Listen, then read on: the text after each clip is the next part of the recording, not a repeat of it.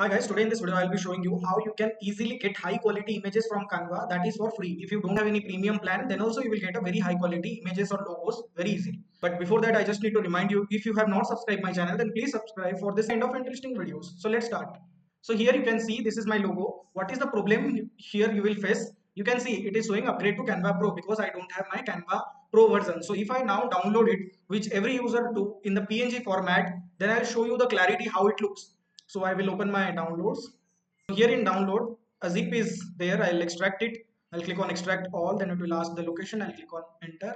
Then you can see the logos are here. If I try double click and open it, then you can see if I zoom it more, the image is not that much clear, right? This image or the logo image is not that much clear. So how we can make it very much high quality?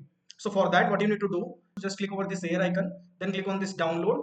Instead of downloading the PNG, just download the PDF standard. Okay, then choose whatever the number of page you want. I want all. Then click on download. PDF gets downloaded here. You can see this PDF is downloaded. Then what you need to do is to search PDF to image converter.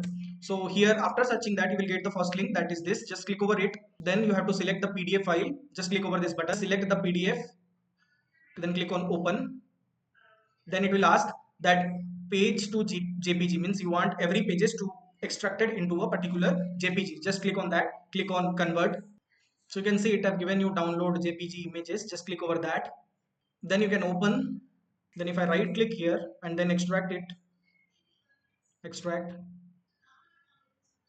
Now you got your images. If you double click over that, so now you can see the clarity what it have and the previously what clarity you are getting. Both have a very huge difference. Okay, in the next video I'll say how you can convert it into transparent images without losing the clarity. So subscribe the channel and like this video if this is interesting.